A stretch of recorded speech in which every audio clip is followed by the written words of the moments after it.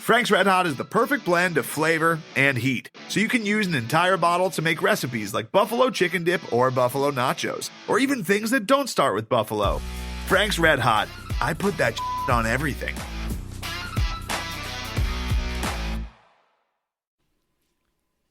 Hey, Craig. Cupcakes, don't lose the game, please. Cupcakes, they should be free wins. Cupcakes, cupcakes, cupcakes, cupcakes. Dude, everybody loves cupcakes. Yeah. Who doesn't love cupcakes? I mean, probably the cupcakes themselves. Well, I guess that's true, but like everybody else. Yeah. Did you ever watch Cupcake Wars on the Food Network? No. No? Oh, No. Sarah used to love watching that show. And then my youngest Atticus, he loved watching that show with her. Actually, his favorite was Cake Boss. You ever watch Cake Boss? Dude no. from New Jersey who makes all the cakes. Like, what are you doing, Craig? If you're not watching Food Network at all. Psh, or whatever those shows are on. Yeah. No, Cupcake Wars was so funny because like you start to realize, well, they had the judging is what really makes these shows, right? Like, cause the people who make the food kind of come and go, but the judges have to like, they sort of carry the weight, right? By being, like American Idol was like that, right? I mean, it's like American Idol was never the same when Simon left because, they needed somebody to be an asshole. And when the asshole left, like nobody could really take that spot. So on Cupcake Wars, they had, the bright and perky cupcake person. And she's always just like, I love this. And this is so great. And I mean, she could be critical too, but her job was to be sort of bubbly. And then they had this like irascible French dude who was just like never pleased. And he was just like, the flavors, they are not how you say, like, it's just like, anyway, it was kind of funny because they would have this French dude who literally never smiled. And these people are always trying to please the French dude who never smiles. So anyway, there you go. More than you want to know about Cupcake Wars because you sang a song about cupcakes. Well, yeah. My By the way, song... did you sing a song about cupcakes? I don't know. I wasn't really listening. Yeah, I know. That was a song from apparently My Little Pony, which was when I looked up cupcake song. Yeah, so I don't know. You threw me off with your very long rambling. So I'll say, since we're doing TV shows, what are you talking about? I'm rambling? I don't ramble. What do you mean? Just talking about with your theories on judging TV shows, I guess. Yeah. Judge panels. Because I never watched American Idol either, so I don't really care. Well, about I that. didn't really either, but like everybody knew about like, okay, so you had, I mean, back in the day, you had Paula Abdul, and her job was to be like, oh, sweetie, you're so great. And then you had, who's the other guy? I'm trying to remember the other guy's name. Jackson? Was that his last name? I don't know. Anyway, and his job was to be like, yo, dog, you're so great. It's great. And then Simon's job was to be like the British dude going, you suck. But in a British accent. So. Well, I had something to reference from a TV show involving cupcakes, and it had to come back to me after you threw me off here. But one of my favorite lines from one of the later seasons of The Office is they're going to have a party, and someone suggests that they should get those mini cupcakes, and then Kevin the accountant goes. He says, mini cupcakes, which are a miniature version of cupcakes, which is already a miniature version of cake. Where will it end with you people? And so I cannot look at mini cupcakes or cupcakes the same way after hearing that. That is true. Where I feel like it kind of has to end with mini cupcakes. I don't know if there's like I'm not sure, like thimble-sized cupcake. I don't know. I mean, like they have those little like Reese's Bites, those tiny little like they have the little tiniest bites now. We need like cupcake bites, just and tiny use bites. those little bites like for baking or whatever. Yeah. I don't or know. just maybe that's it. Eat handfuls of whatever. Put a whatever cupcake you bite on top of a mini cupcake, on top of a cupcake, on top of a cake. All right. Blew your mind. Hello and welcome to Cupcake Cast. Cupcake Talk. It's a new spinoff from Podcast versus Everyone. After the Saturday cast went, full Apple cast on the Cosmic Crisps, we had to kind of answer back with Cupcake Talk. Cupcake Talk. This is Cupcake Talk with Jeff and Craig. Yeah, so this is not Podcast versus Talk. Everyone, which is already a spinoff from Kook Center. And we're just going to spin it off again, much like a mini cupcake. Sure. I'm Craig Powers. With me is Jeff Newser, who knows everything about American Idol and every cake-related show on television. No, that is not true. So you are in the right place if you're here to to hear about cupcake and cake-related shows. Yeah. Or the Cougs. I guess we could talk about the Cougs too. Yeah, we could. I don't know. I mean, it's kind of a downtime, right? I mean, there's not a lot going on. Basketball's playing games that only kind of sort of Cupcakes, especially this week. Oh my goodness. This week and next week. This is one of the most cupcake heavy stretches I've this is a stretch that would make seen. Ernie Kent proud. I know. He probably scheduled it. Yeah. he did. so yeah, he did. It's like the cupcake reference. I mean, we're playing three teams that are sub 340 in Ken Palm, right? Florida A&M ticked up to 339. 339. That's out of 353 teams. Yeah, so we're talking the bottom 15 or so teams in all of Division One. And we're checking off 20% of that. 20% of the bottom 15. Yeah. In a 10-day span.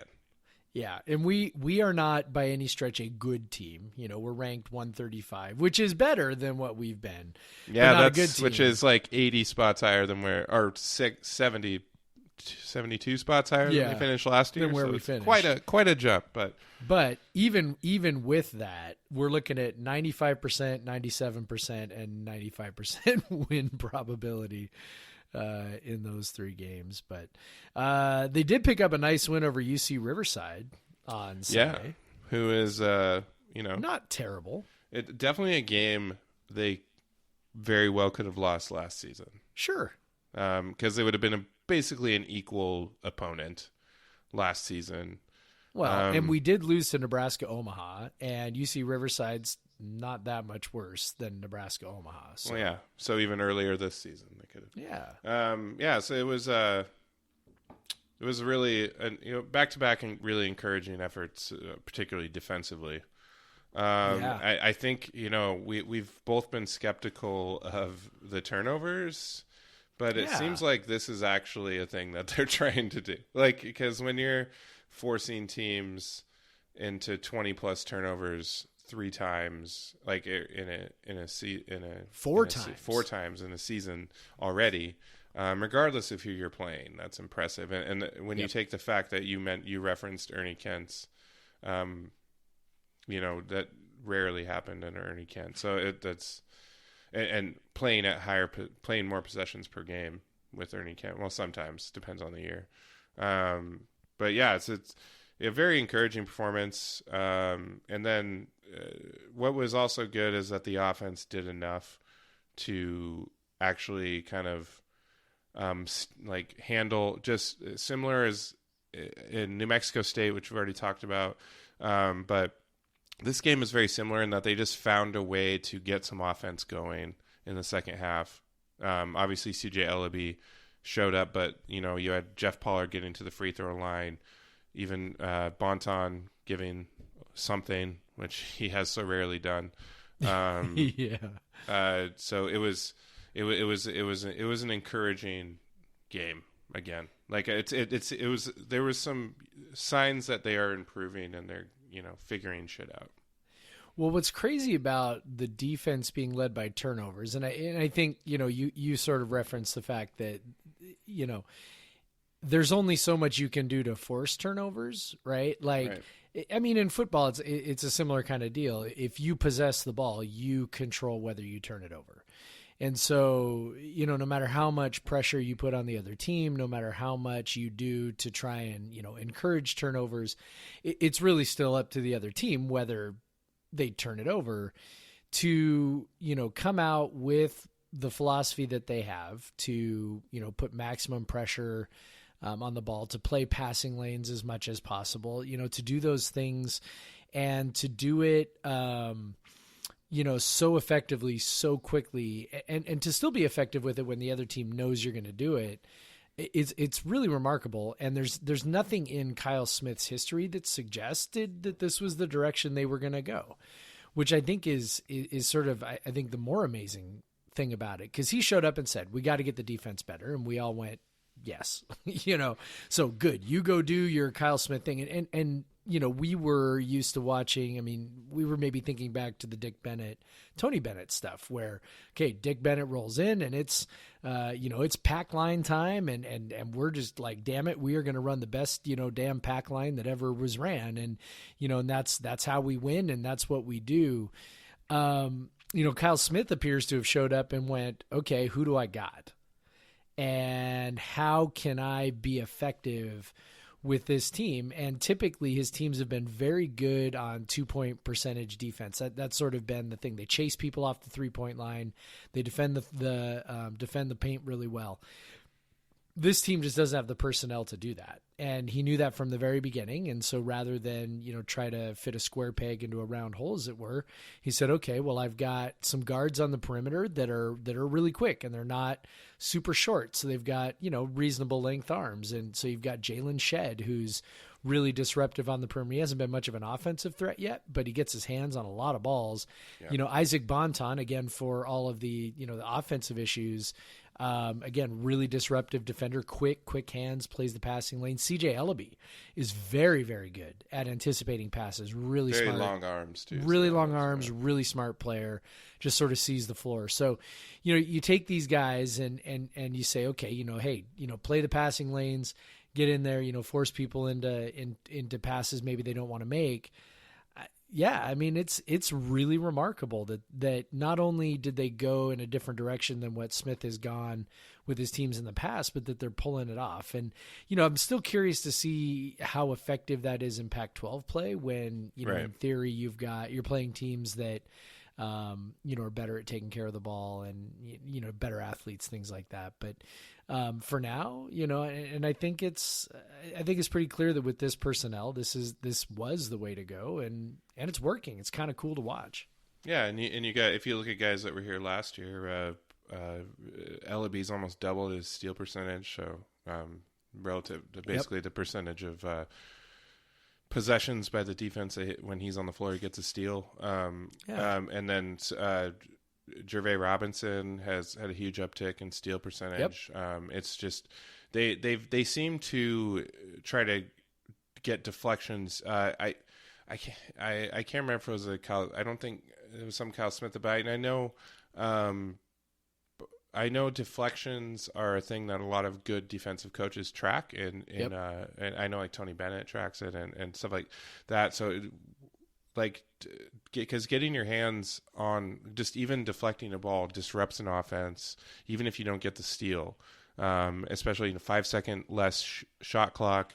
It's now down to 30, and then now you only have a 20-second shot clock off of an offensive rebound. Like if you can get your hand on a ball, like you're setting them off 5 seconds back, and they have to reset their set, and you're just making it harder for them. And then a lot of times, obviously, getting the quick offense is huge, and that was big against. It's big. Every really really bad offensive night has been a result of them not getting the deflections and quick buckets.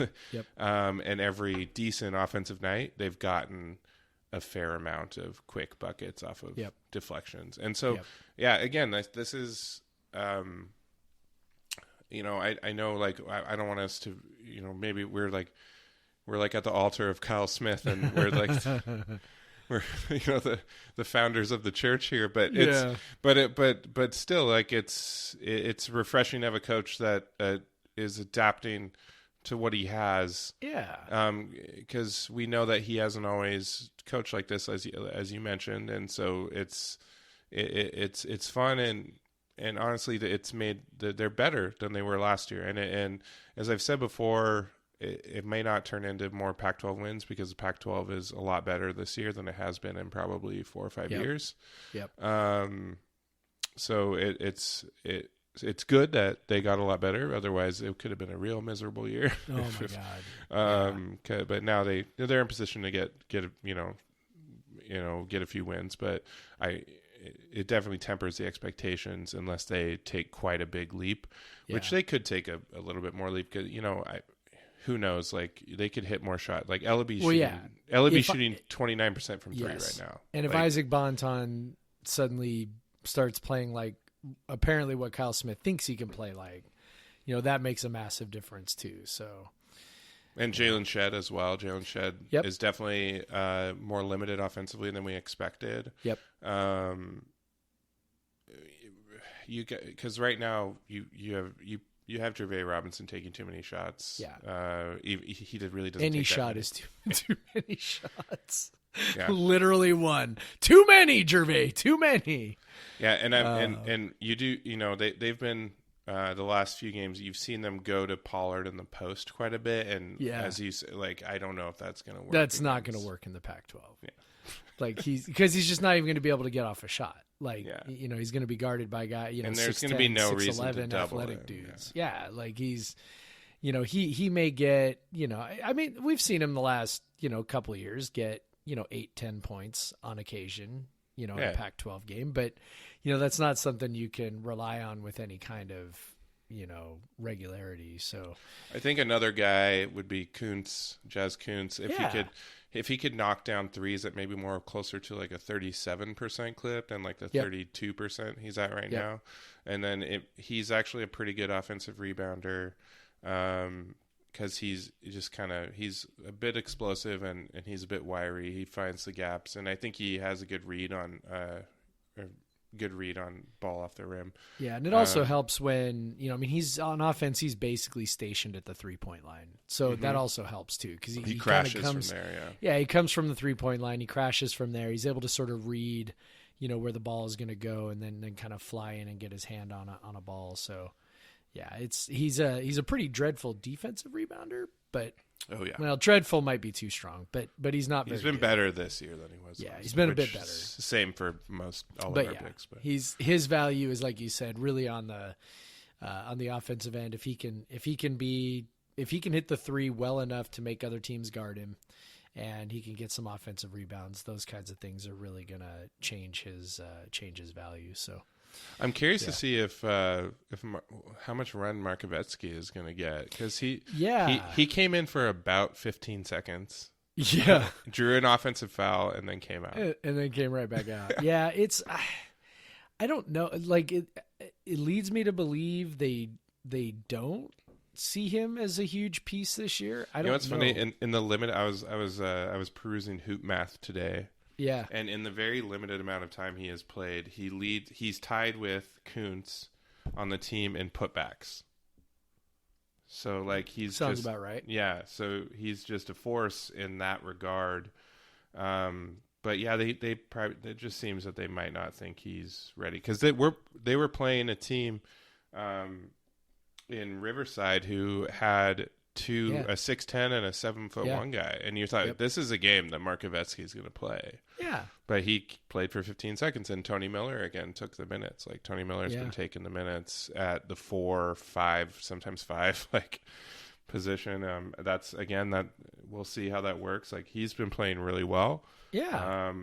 But again, like a 6'6" power forward who's not particularly girthy. Yeah. Is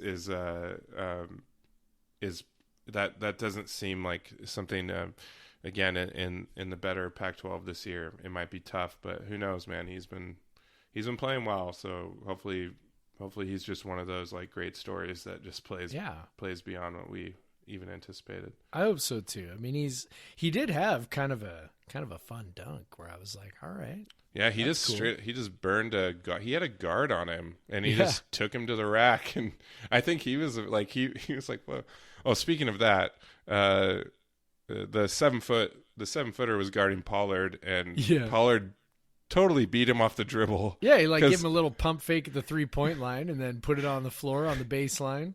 And then I think Pollard was surprised because he kind of stopped and he's like, this guy's got to be closer because his 7-footer chasing him. So he kind of paused and then he ended up not scoring on it. Yeah, I think he thought he was going to pump fake him into a foul. The only problem was he was too far away. He had burned him so bad. So then he stopped and the guy caught up and then he went for the shot and got it blocked. So yeah, good work, Jeff.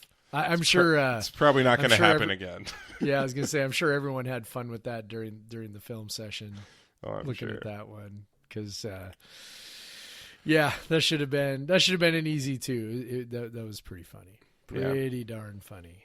I definitely it does seem like Smith has tightened up the rotation. It does. I don't think DJ Rodman played. No. Noah Williams has been getting his minutes have kind of fluctuated, but it seems like he has a role as like a 10-15 minute guy. Yep. Marvin Cannon. I was going to say another Marvin guy Cannon seems to have taken Rodman's minutes that he was getting early in the year. Which is probably partial to that is Cannon's been hitting more shots. Again, that's a guy that we know can shoot better than he's been shooting. But again, it depends. He's not particularly adept. Depends on the kind of shot. Yeah, it's if he's got a spot up three, or like a putback dunk, because a lot of his offensive repertoire like fit in with what Kent was doing, a lot more than what they're doing now. Just because a lot of the more running that they did. He's always a guy that the announcers love because he's very athletic. Yeah, and it's funny. He'll come up with highlights. He's sort of a victim though of what they've just got going on offense a little bit. Yeah, part of the reason why he was successful with Ernie last year is the way that with the shooters that they had who were able to spread the floor, that just created a lot more space for his skill set to occasionally just really slash to the basket. Right. They kind of don't have that this year. They don't have enough shooters to really unclog the lane. And then of course Pollard's playing most of the minutes and he's for the times that he drifts out to the 3-point line, it's not that many. Most of the time he's a pretty pure post player. So, so that kind of reduces the space for a guy like Cannon, but he seems to have kind of found some stuff. He seems to have kind of figured out a few things, figured out where he fits a little bit. Because early in the year, he really just looked lost. He just looked like he wasn't sure where he was going or what he should be doing or how he fit. His minutes reflected that for sure. Yeah, and now that he's kind of coming along a little bit. He in theory is a guy who should be able to get a ton of steals too. He doesn't seem to have done it yet, but seems like a guy who in theory should be able to do that. So. Yeah, I know that Kyle Smith had higher hopes for him than what we saw at the beginning of the year, just based off of some things he said last year, said to me during an interview I had with him. So I know he had really high hopes for Marvin Cannon. So I think it's encouraging that Cannon is playing more minutes. I'm a little discouraged that Markovetsky's not playing a little more. I would think they'd want him to play a little more to bring him along. Because he's actually been fairly effective when he has played. Yeah, but there must just be something. Yeah, I mean there must be something that they're not seeing that they want to see. And so, or maybe they just it really could just be as simple as they're not really worried about development right now because they need to win games. And winning games matters. Yeah. So if they feel like, that he's not part of their best lineup, if Tony Miller's their guy, then whatever. There's also the other part too. We've kind of overlooked this, but the nerd ball thing, could be possible. He's just not moving up the ranking chart, the points chart, both in games and during practice. Maybe he's just not doing what they need him to do to earn the playing time. And Tony Miller is, and well, that's what I think. Like Bonton must just be excellent, like amazing in practice. You can see his defense. He's very good defensively. He's a really good defender, particularly for what they're asking, their guards to do. And so,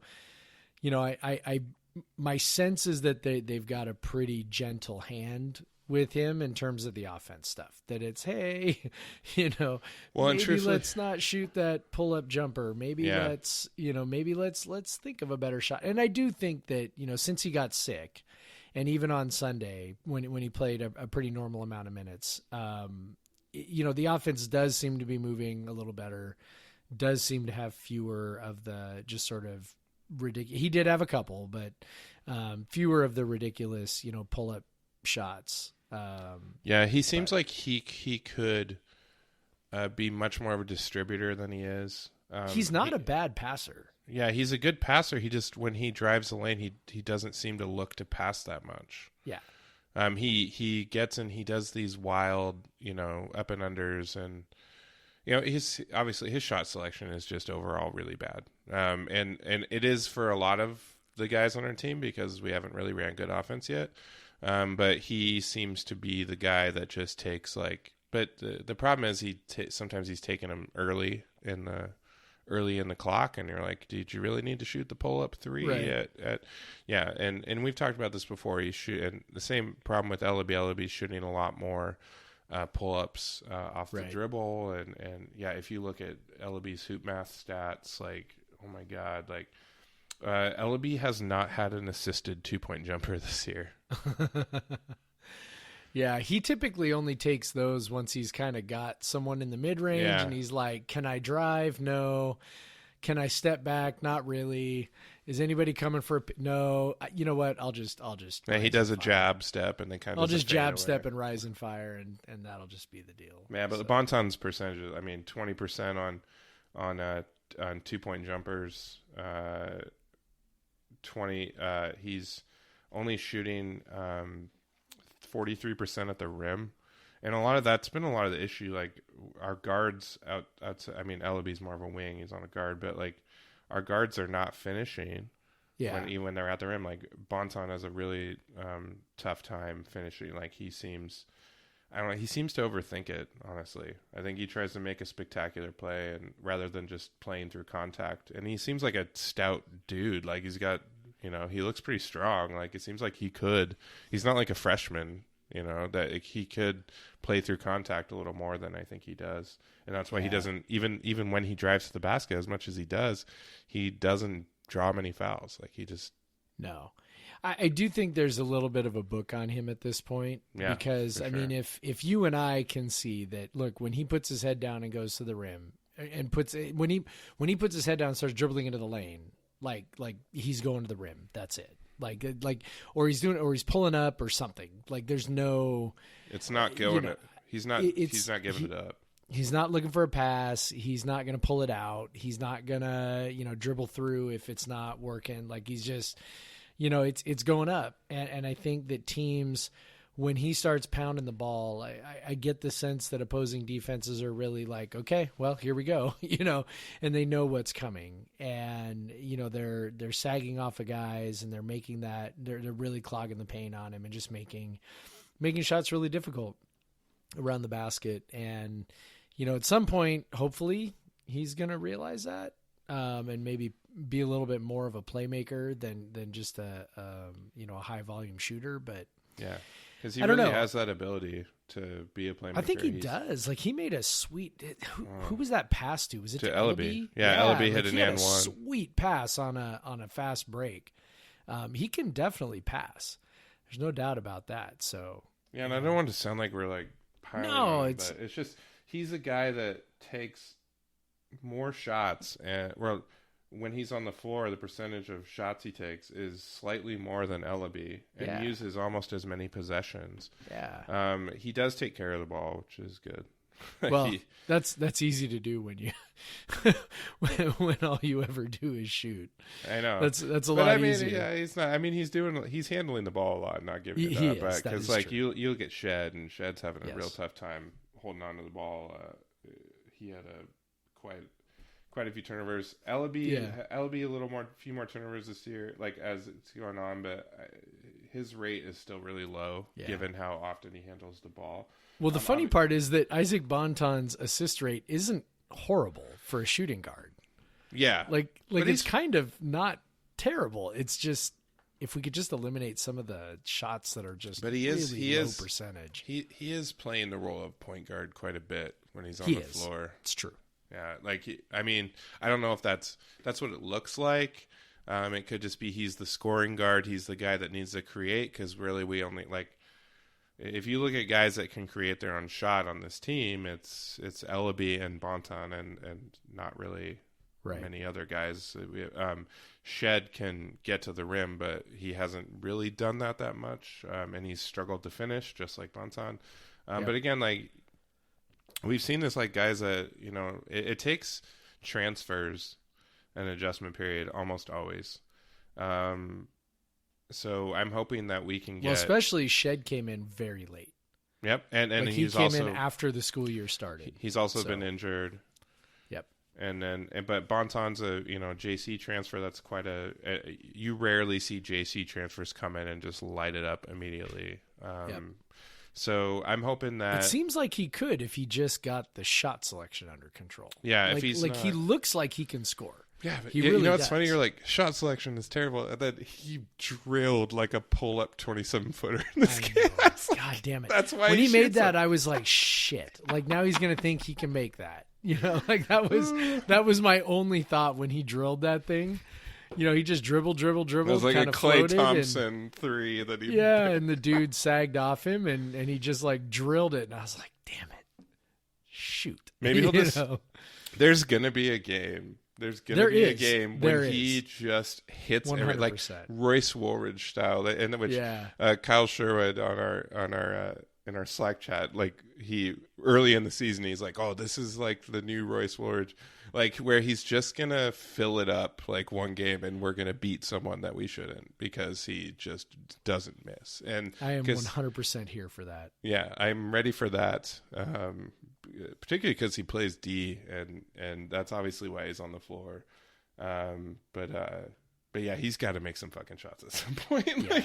like please. Yeah, we're kind of running out of time for that. Yeah, we're running out of time. Like his season long stats are going to look bad regardless of what he does at this point. Like because he just has had such a bad start. But yeah, I do expect Ellaby to hit. And we've talked about this. It's funny. I every game you're watching, and they were particularly talking about, so many of the players on WSU had their 3-point percentages are down from year before, and I'm like, have you like? And then they're talking about the longer line, and they're like, I don't think it's impacted people. They just shoot the threes, and it's like, it's like it's had a huge impact. Yeah, there's like 3-point percentages are down everywhere. Yeah, everywhere. Like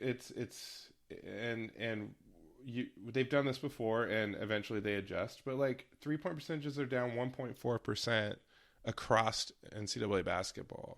Yep. And yeah, obviously Ellaby's down like 12% from last year, but he's taken a lot more difficult shots. But I still would hope he could be around 35 given his ability. Yeah. And he's only at 29 right now.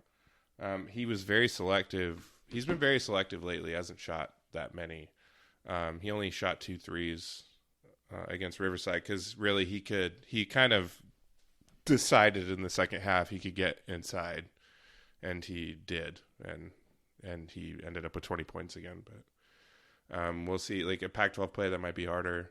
He's going to have to hit some threes to kind of keep defenses honest. Yep. But yeah, is there anything that we can learn from these next 3 games? No. No. Not at all. No, I think the answer is no.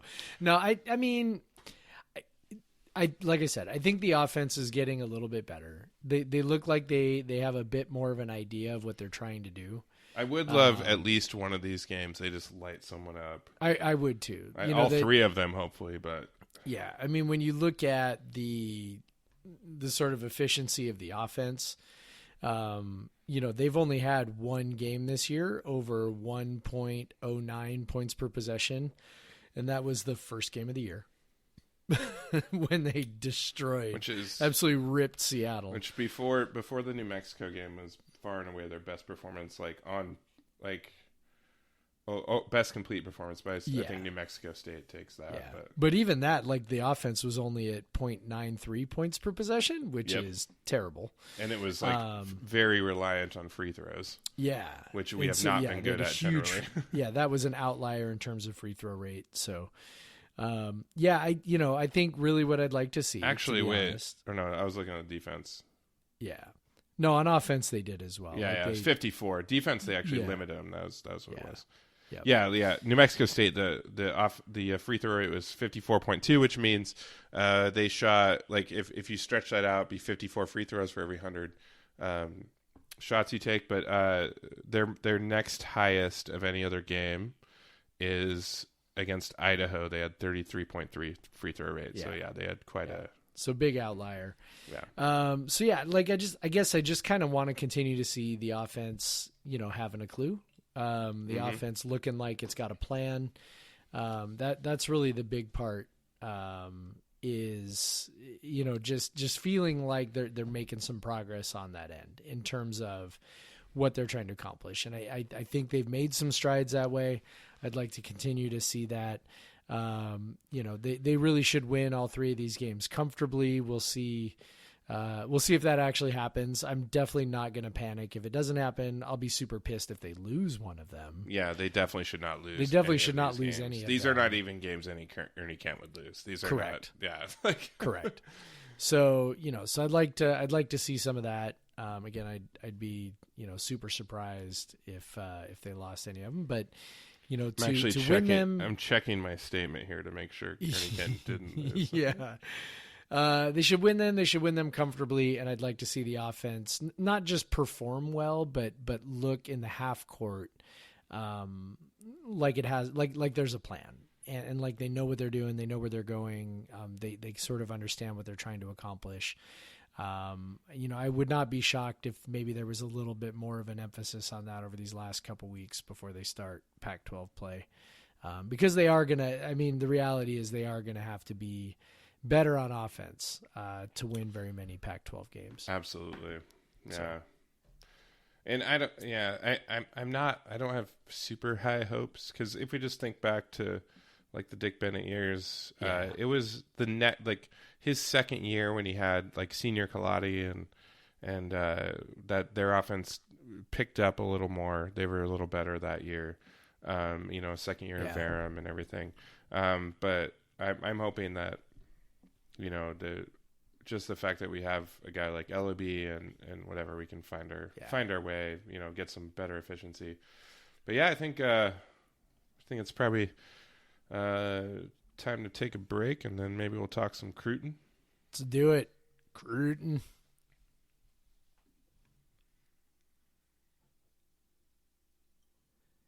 And we're back. All right. It's very nice of, remember in the old days, we used to do all this in February, or the first week of February. Yeah. I'm sure there are people who like this whole early signing day thing. I am certainly not one of them. Their names are coaches. This is the worst possible time to be doing. In fact, earlier tonight, you and I were talking before we started recording, and I'm like, I am this is going to be, I don't know, maybe I shouldn't say this, but this is easily going to be the worst year of coverage we've ever had at Coug Center for signing day. It's just going to be, we've typically blown it out like crazy, and this year it just ain't happening, man. It is not happening. I mean, we'll have stuff. But some of the stuff we've done in the past just ain't gonna happen, because it's my last week of school before break. There's a lot going on, Craig. I had 2 Christmas concerts last week for my children. There's a lot going on. You know what I'm saying? Well, I mean, you have 3 children, so. I do, and 2 of them have the flu right now, so I may not be far behind. We'll see. So yeah. Maybe I'll be home on Wednesday, and then I can just really ramp up the coverage. Yeah, just get sick, Jeff. Because it's so easy to write when you're vomiting. Oh, 100%. I'll just when you have a fever, it's great. The first thing I know when I have a fever and I'm puking and I've got water running out of my butt, is I'm thinking, oh, writing sounds great. I'm going to write about 17 I'm going to write. I'm going to write about 17-year-olds and their decisions about where they're going to play football. Yeah.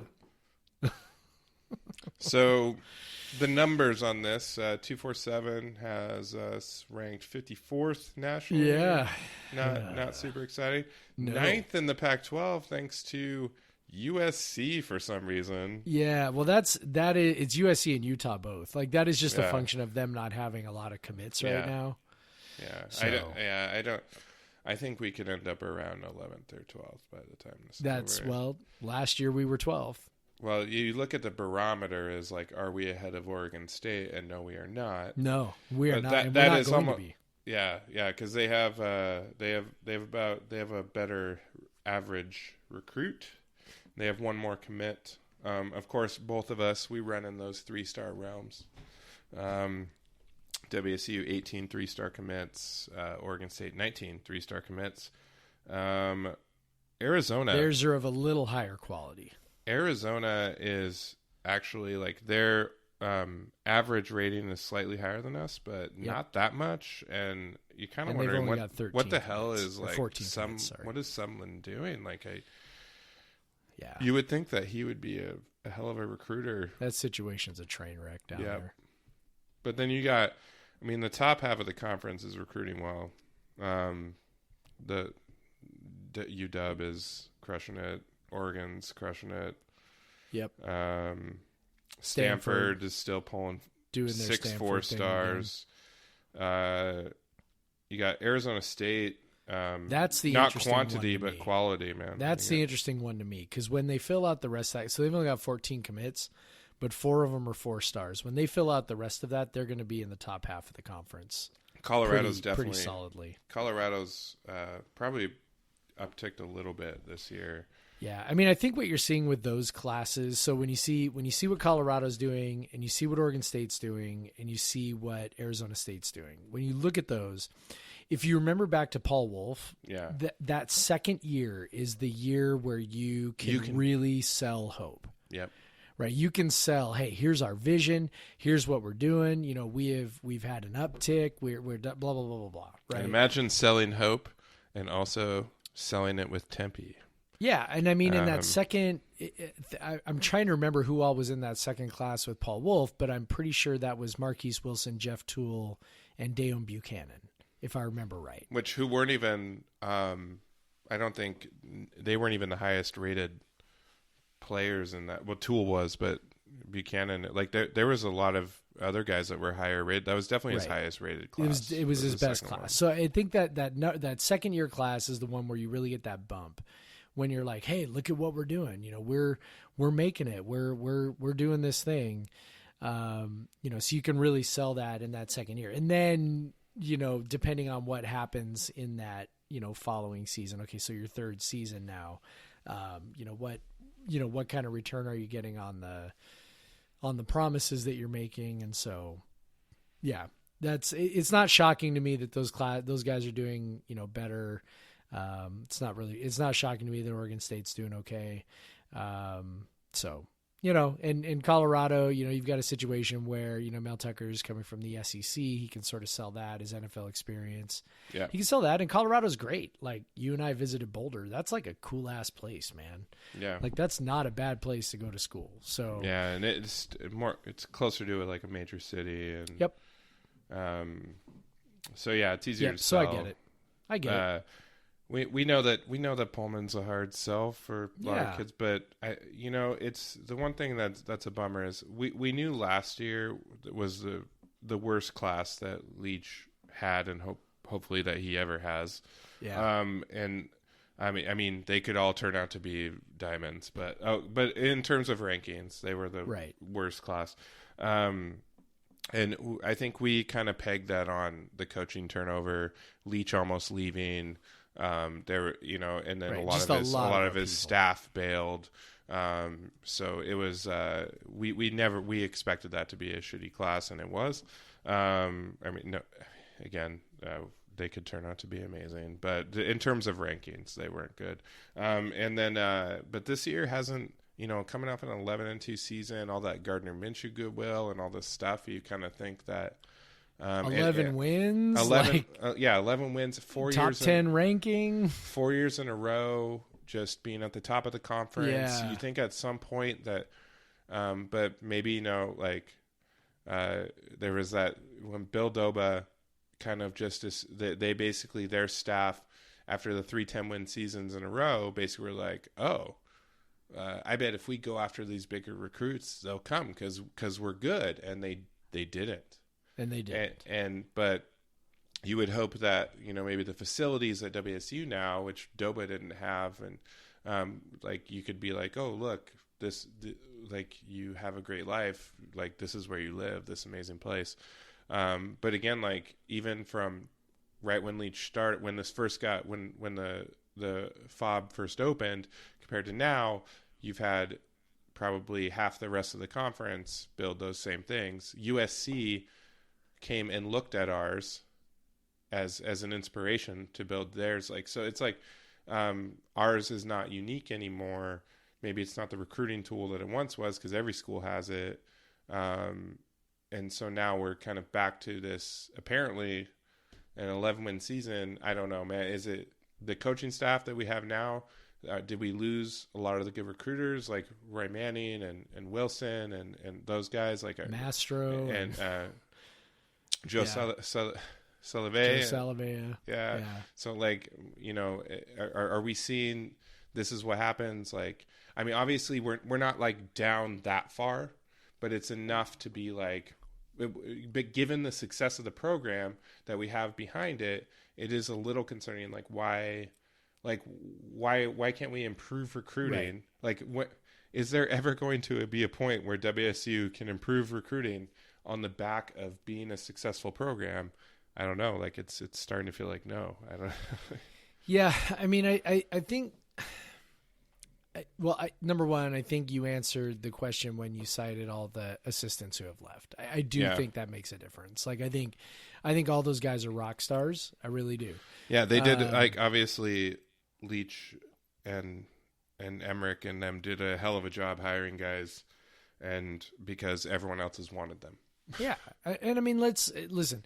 If we're being honest, I have no special like super special insight into this, but just from reading what I can and looking around, Mike Leach is not the most involved recruiter. Yeah. And I think that's unless not, it's the quarterback. Yeah, and that's really not. That's not a knock. I hope that's not taken the wrong way. That's not a criticism. Well, I would assume that Herm Edwards is not that involved at Arizona State, the way he runs the program, and they have a pretty damn good recruiting class going right now. So I think Leach really relies on his assistants, which I think most coaches do. But, yeah, absolutely. But if, say, we compared it to and this is probably a really extreme example, but someone like PJ Fleck, right? PJ Fleck's he's got his fingers in every guy that they're recruiting. There's no way that he's missing any kind of opportunity to sell himself and sell the brand. But it's, Leach is, whatever. He's, I don't know how old he is, damn near 60, right? Yeah. He spends, most of the off season in Key West, and again, more power to him. That's not a criticism. It's just okay, if you're going to do that, then you need to have assistants who are, knocking it out of the park. And it just doesn't seem like they have that right now.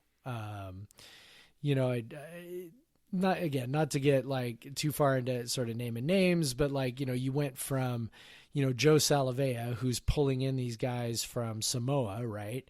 And so many of them turn out to be, pivotal guys right. for the program, to Jeff Phelps, who, I don't know how many guys you can point to directly and say, oh yeah, that was Jeff Phelps. The thing is, Jeff Phelps seems like a hell of a defensive line coach, in terms of coaching the position. Right. But but the other part, the part that gets forgotten with assistants, not by the programs but by fans, is the recruiting aspect. Yeah. And there's only so, I mean, if we stipulate that Jeff Phelps is a really good teacher, okay, but that only goes so far, right? It's the whole Jimmy's and Joe's thing, right? Yep. And do we have the Jimmy's and Joe's right now on the defensive line? Maybe. I don't know. I mean, they were a bit young this year. I mean, Hobbs is young, McDougal's young, Quade's young, whatever. But it's. I mean, some of the more mature guys weren't, anything, to sort of write home about this year. So I don't know. I'm not even sure I'm ready to stipulate that Jeff Phelps is that great of a coach. And I don't know if that's a controversial take or if that's a hot take or if that's a lukewarm take. Taylor Comfort, man. But okay, so Jeff Phelps has been around for a few years. The first year that everybody sort of gave him, massive amounts of credit was the first year that his first year, right, with a whole bunch of guys who were pretty mature and had been coached for 3 or 4 years under Joe Salavea. Okay, great. Well, then last year again, you've got Taylor Comfort and. I don't know. I mean, I guess Willie Taylor had a good year. Rogers had a pretty good year. But again, we had a better back end. With Jalen Thompson in particular. Yeah. And then you've got this year where you go, well, the defensive line was actually a huge problem. So is that all? Is that teaching? Is that talent? Is that both? I mean, it's probably both. It's just a matter of how you try and divide up the the blame pie, as it were, right? Try to figure out how to divide that up. So I don't know. I hope he's, that great of a coach. I really do. And I guess we'll see when we see the kind of jump that, some of these guys have made. Because, McDougal, for example, is a guy who, there's no way to argue that he's not talented enough to be an impact player. Absolutely. Like, he was an impact player at West Virginia, decided West Virginia wasn't for him, came to Wazoo, and barely played after a redshirt year. So why? If you're that great of a coach, then you're getting, the maximum ability out of that talent. So, I'm willing to give it another year, but I will say I remain somewhat unconvinced that Jeff Phelps is actually, some great shakes as a defensive line coach, particularly when, you can't really point to any big recruiting wins that he's had. Yep. All right. Yeah. So that's the thing with, a lot of the, it seems like we've lost a lot of recruiting skill, like talent. We have, and we haven't even been able to hang on to the guys that we have gotten. Yeah. We lost. If you just look at the class that, we're more or less supposed to sign on Wednesday, 3 of the top 4 rated recruits that we've had this year have decommitted. So that would be Christian Fitzpatrick, who, and again, all these guys decommitted for different reasons. But Christian Fitzpatrick, wide receiver, decommitted to, go play with his brother at Louisville. Okay, fine. Alakai Gilman, decommits to go to Stanford. Okay, fine. Right. And then Jaden King, running back, that was a recent one. That seemed to be a situation where his offer was pulled.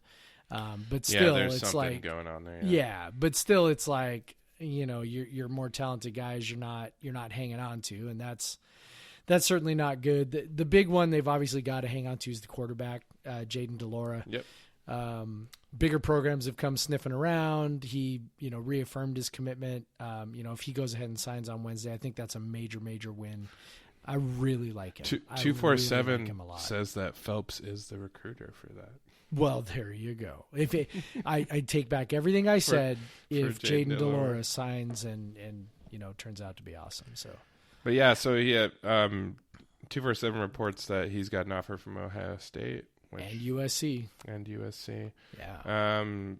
BYU, Hawaii, obviously, and then San Diego State. But yeah, that'd be a big one. Obviously, quarterback is a huge thing. Yep.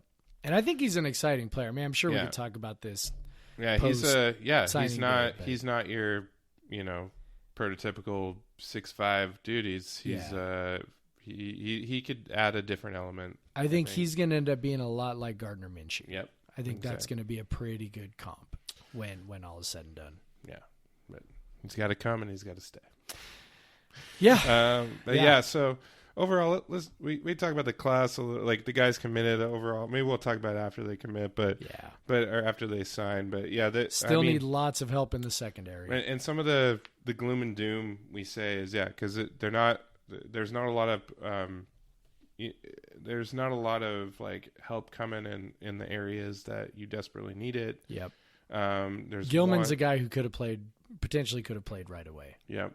There's one defensive lineman on the commit list. And there's, I guess there are a couple of defensive ends, but there's one defensive tackle, and we run 2 tackles and one defensive end. So, there's one tackle. Obviously, there's, you got a bunch of offensive linemen,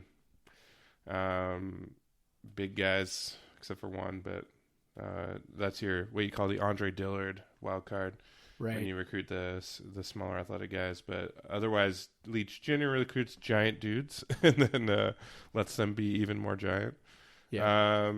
And then overall, you have, I don't know, like it's, and the 54th is not that crazy historically with WSU, but where you get the kind of the disappointment is like we couldn't improve because we had some high upper 40s, like 40, 42 in some classes. Yep. You would think you could break into the 30s at some point. Well, and what you really want to get is you want to be in that area where Arizona State is right now.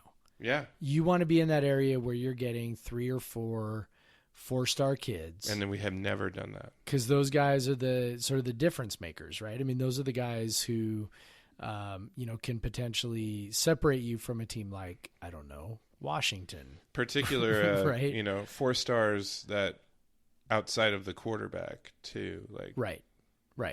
So you get some of those guys, difference makers at different parts of the field. Obviously stars aren't everything, but they do have some pretty solid predictive value. They have predictive value, as you and I know. And anyone who wants to sort of poo-poo that and be like, oh, we've been great without getting 4 stars, we don't need them. Well, if you're tired of losing Apple Cups, we need them. Yeah. That's it. So, and I think the hope was at this point, you'd get to a point where, 3 or 4 4-star kids a year is something that you could expect. And to not be there is, it's not surprising, but that doesn't mean it's also not a little disappointing. So yeah, you just hope that maybe there was some magic in winning and having the facilities and everything, because we have Leach and Mike Leach, a brand, like a proven brand of a coach, and because our facilities are on par with anyone outside of Oregon, so it's that shouldn't be an issue. Obviously, the Pullman location is harder to recruit to, and we expect that. I would never expect WSU to be pulling regular like top 20 classes. But I would love if they were pulling like top 40 classes a little more often. And I do think it comes with the occasional 25 or something. I really do think so much of it comes back to staff stability. I mean, I really do. Yeah. I think if you still had Salavea, Mastro, Manning, and Wilson, maybe you're getting in on some of those kids and pulling some of those kids, and you're getting those 3 or 4 stars a year and pushing yourself up into the sort of low 30s, which I think is where low to mid 30s. I think we'd be super happy if we were sort of in those low to mid 30s. Yeah, if you're running the air raid, you can score points like with like offensively, like if we have a bunch of like high 3 stars and stuff, like we're gonna be good. Like look at this year, like there was no like crazy recruits out, like Jameer Calvin was the biggest recruit and he didn't play the entire year, right? And so obviously Travell Harris was a good recruit, but like But Anthony Gordon obviously was not, and our offensive linemen are generally kind of like middle of the road 3 stars, middle to high 3 stars. Yeah. But we can build an offense out of that. It's the defense is really struggles when you don't get the playmakers on the defense. You got to have athletes. Yep. At some point, I mean, at some point somewhere, you got to have athletes on defense, and it's tough to be successful if you don't. Yeah, so I don't know. We only have 18 commits right now. So that means last year 7 more. Last year they filled last year it wasn't a good class, but they filled it up right away. Yeah, I think they signed 23, 22 on early signing day, something like that. So maybe there'll be some surprises. I don't know. It does seem like a lot of the conference that there's less signed up. Stanford typically doesn't sign a full class. Yeah. I think I saw in John Wilner's piece about their massive amounts of players joining the transfer portal. He said holy shit, man!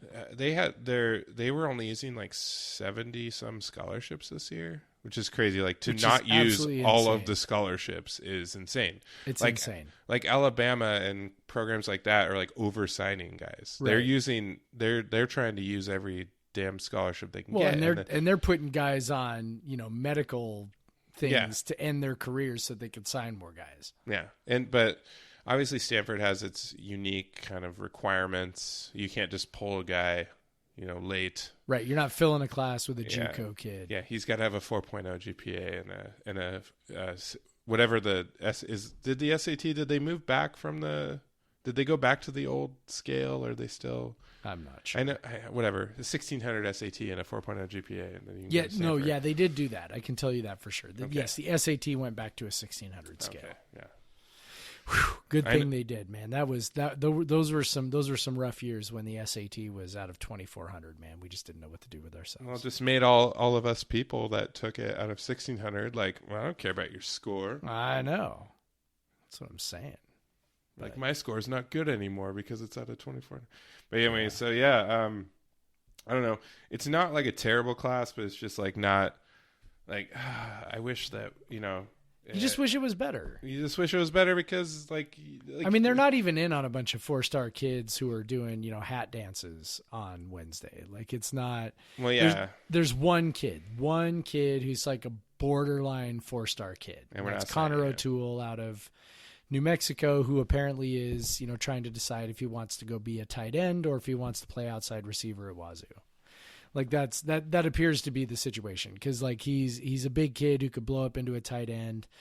He also could be a Des Patman, Isaiah Johnson Mack type on the outside for us. So he's the one guy that we're sort of in on at the end, waiting for his decision. That'll be on Wednesday, but he's a high 3-star kid, borderline 4-star, but high 3-star kid. So yeah, that's our one guy. Other than that, it's kind of more the same, middling 3-star kids to low 3-star kids. So, which diamonds in the rough is what I say. Diamonds in the rough. And obviously, but the thing is, if we've had some good seasons with these 40s and 50s recruiting classes, but if you want to be a program that goes beyond, plays in New Year's Six bowls, and you can debate whether or not we deserved a New Year's Six bowl last year, but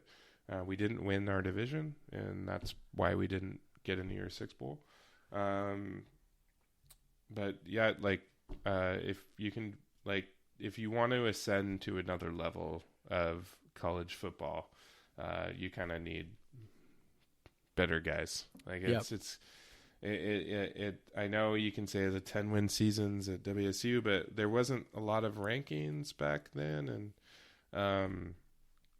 there were the Rose Bowl team in '97. There was a few other tools at Mike Price's disposal. Yeah, and those teams were ridiculously senior loaded. They were just Yeah, that 97 team in particular, like it was crazy. They were completely senior loaded, and they had like 0 injuries all year. Like, it was wild. They had incredible injury luck, and yeah, they were able to put their best players out there every weekend, which definitely helps. Which, if you want to get past that, where you have to have senior loaded teams and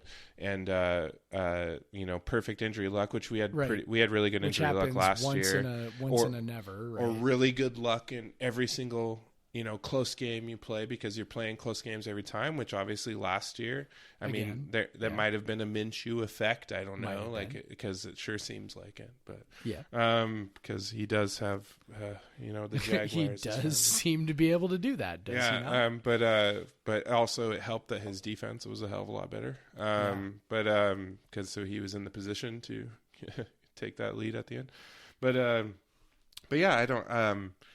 Yeah, if we want to ascend to where we're not relying on like having to have senior laden teams, and obviously we had a bunch of seasons where we were pretty damn good, where we didn't have senior laden teams, but also we kind of fell short of the ultimate goal of the Rose Bowl. So if we want to kind of get past that without having kind of a perfect, storm of everything great happening, we just got to recruit better. And it might not ever happen. Yeah, and exactly. It really might not ever happen. We might, like 42 or 40, I think, might be Leach's top class in terms of 247 rankings, and that might just be where WSU gets. But if you can string together a bunch of classes at that, then you see like the seasons that we've had, but then you see seasons like this year where things don't.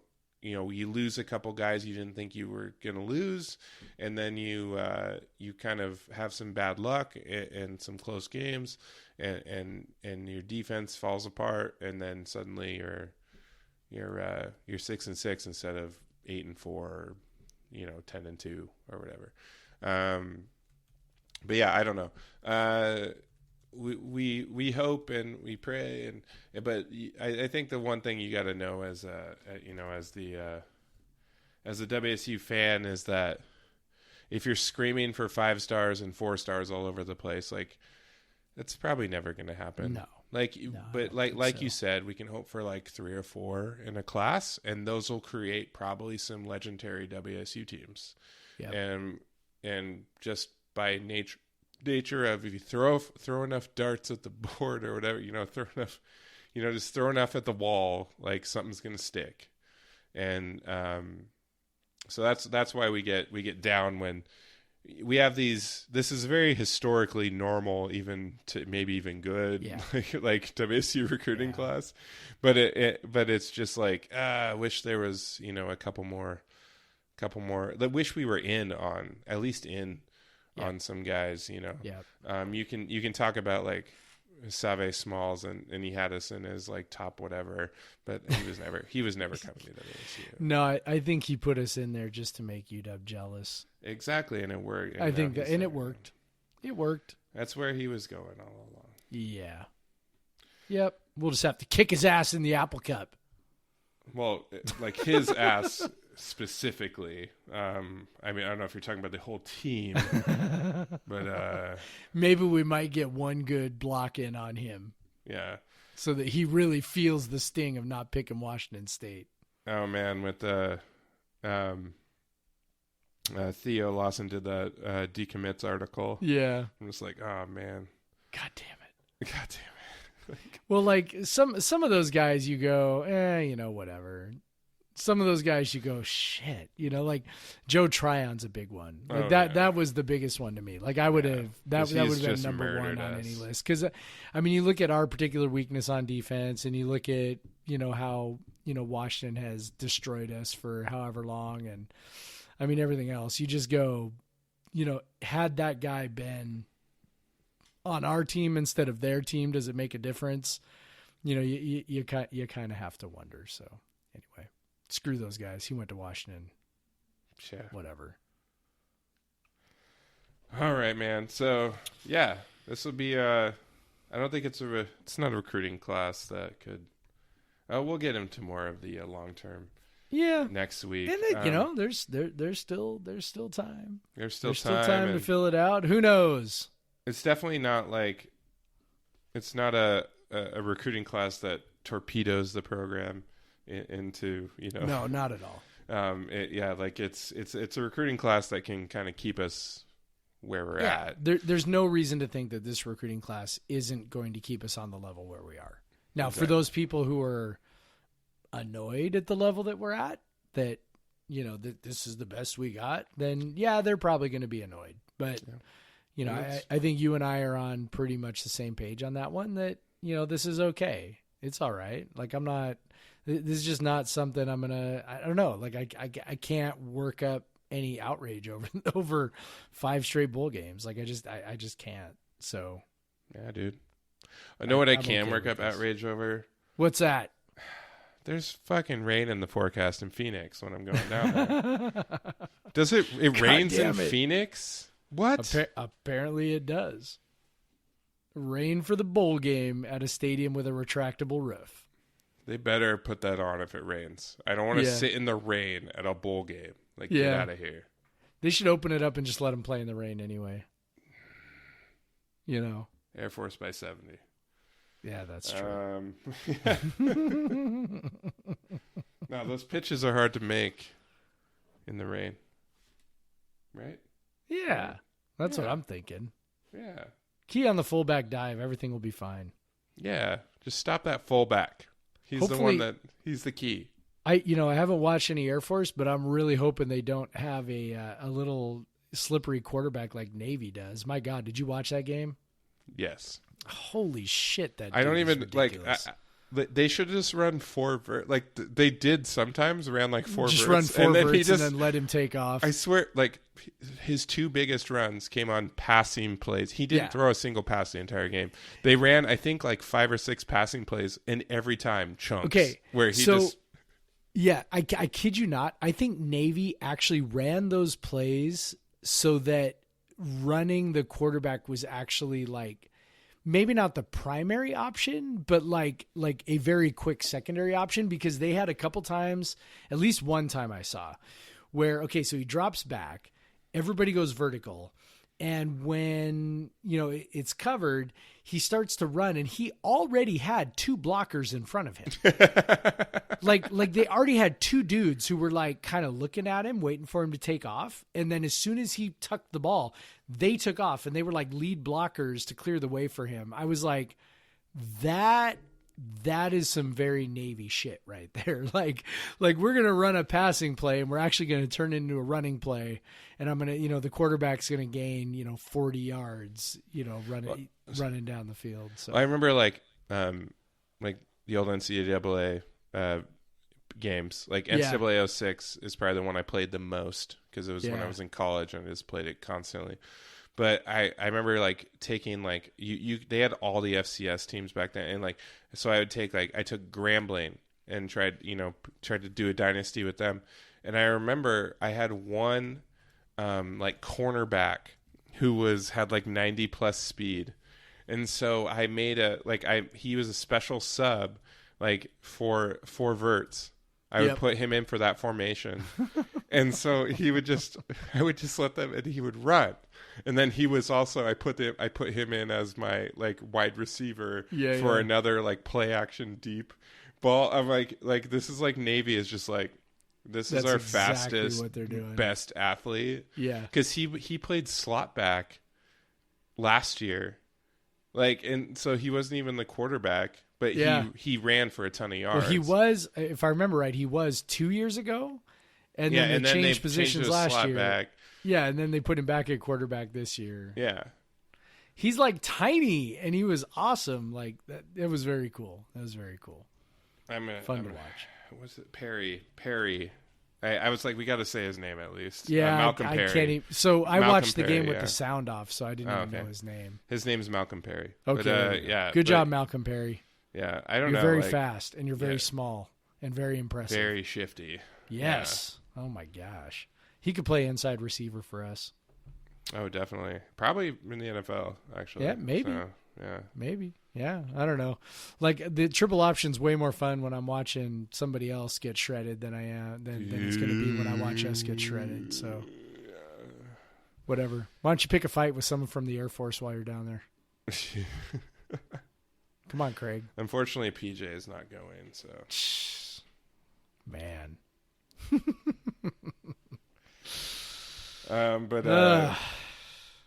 Anything else? I don't know. Hey, I'm having the scary joy right now. Oh, nice. Oh, Yeah. I totally forgot about beer. Yeah, we didn't talk about beer. Yeah.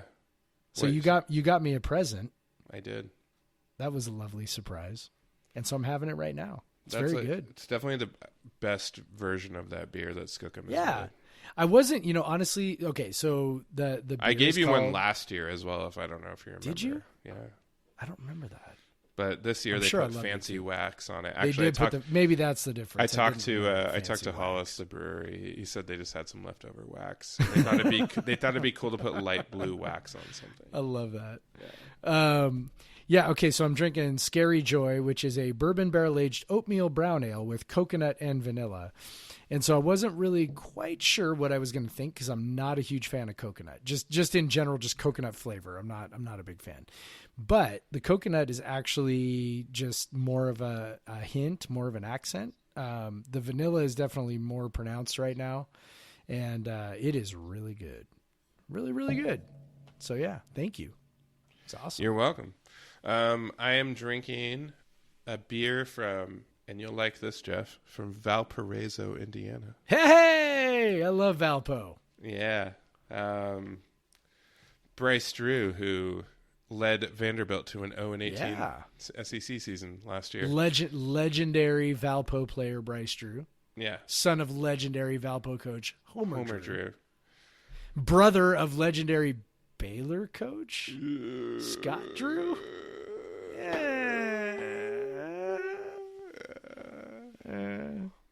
Anyway. I don't think Scott works at Forefathers Brewing. No, I don't think so. Those are good Christian men. They don't work at Brewery. Come on, man. But so I'm drinking. So I don't even remember how I acquired this beer. Probably on Tavar, or maybe when I was traveling somewhere. I don't know, honestly. It is Forefathers Brewing from Valparaiso, Indiana. It is Wheelhouse 2017, barrel aged Wheelhouse 2017. Wheelhouse is their yearly coffee stout they release. I've gathered from looking at their website. It is made with Dagger Mountain coffee. And some sort of like locally I think it was probably a local rye whiskey barrel. I'd never heard of the distillery before. But it's pretty solid. It's a barrel age, comes in about 10.5%, I think. I don't know. I think I might have seen it. There's actually, it looks like there is 2 labels on this. And so, I wish I was 2 labels. So like maybe they mislabeled it. I am peeling this label off in real time. I want to see if they just like put another label on top. Or maybe it's like maybe it's they like fucked up the first label. I don't know. Or maybe it's the beer. Like I don't know. Maybe it's like I'm entirely remember. Too excited. So remember when we talked I peeled to the guys off a bit, and it looks like it's the same beer, but maybe they just accidentally labeled it twice. Maybe. I was going to say maybe remember when we talked with the guys from Iron Horse and they did Mocha Death and they were like, yeah, that was like we kind of like messed up a batch of Irish Death, and so we just said, hey, let's throw a bunch of coffee in it and see what happens, and then ended up with a different beer. So you know what? Okay, so I peeled it off. All right, what is it? So the only thing different is, so on this one it says. So on the top label, it said Wheelhouse 2017 barrel aged, and it just has the logo of the coffee roastery Dagger Mountain, and then it says Imperial Coffee Stout aged in whiskey barrels. So on the underneath label, it said Imperial Coffee Stout brewed in collaboration with Dagger Mountain Roastery and aged in whiskey barrels. So actually, there are some laws in certain states where you cannot say that you collaborated on a beer with an entity that is not a brewery. So Indiana definitely seems like a state where that would be the case. Yeah, and actually, I think Washington is the same, because I had some. I know Three Magnets did a beer with they with guys who were going to start a brewery called Fair Isle Brewing, which is going to open in Ballard in Seattle pretty soon. Okay.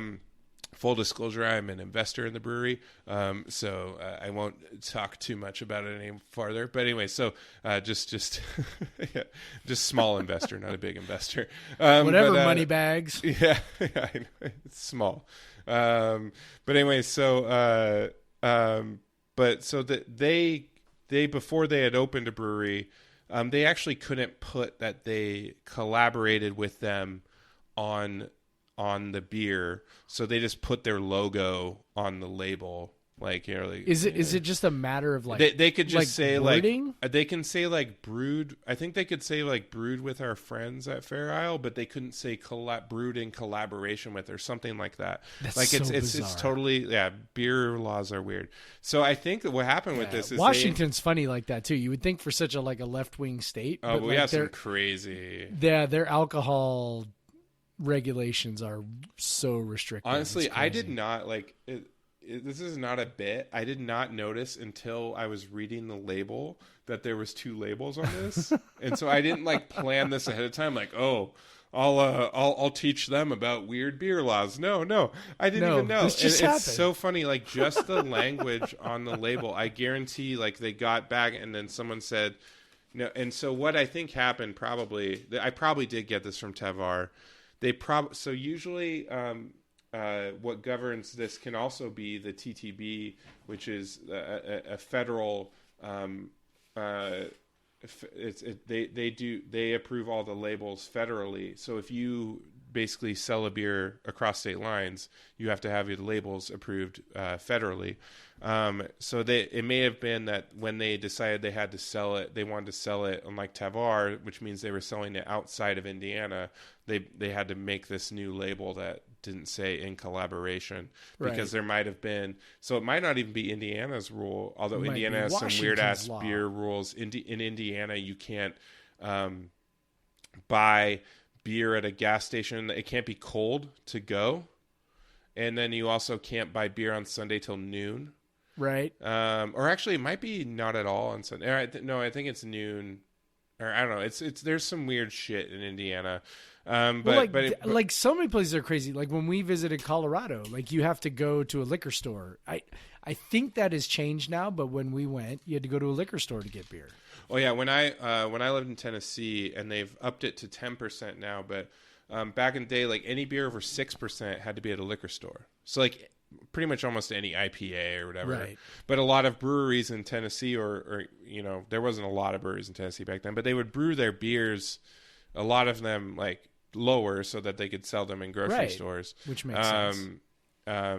But yeah, so it was kind of weird. So like it was pretty funny. Like you would have these liquor stores that also had like a beer side, so that's where they would sell them below 6% beer, and then they have the liquor store connected, but you had to go in a different entrance to go to either the liquor store side or the beer store side, and the beer store only had all beer under 6%.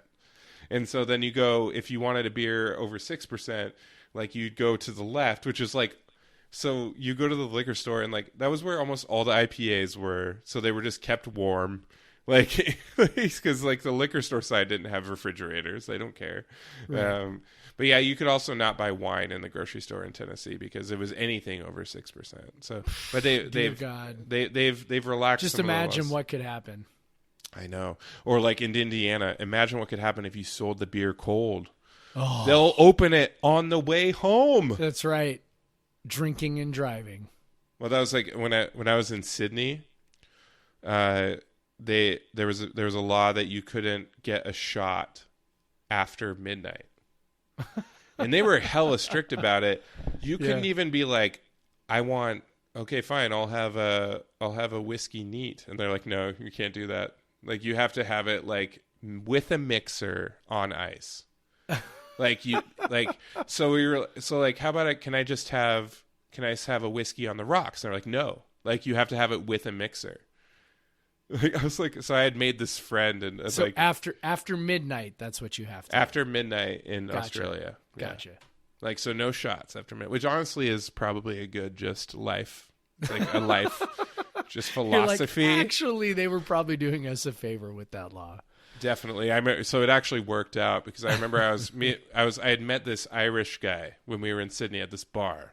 And so we were talking, and we were like, let's get some Irish whiskey. But it was after midnight. And so we got like Jameson and Mixed soda on the soda. rocks. That actually sounds so gross. No, it's fine. But I was like, I had consumed so much beer that night. I'm like, I don't want all this liquid. And I was just like, I looked at the guy, I'm like, I'm leaving. And he's like, yeah, I don't want this either. You're like, my tummy is so full. I just want the alcohol. I don't want right? any of the other stuff. I just want to be an idiot. Let me be. No, they won't let you be an idiot. They do say Australia is a nappy state. They call it nappy, which is nappy is what they call diapers. So. Okay. Because I'm like, it seems like Australia would be down to party.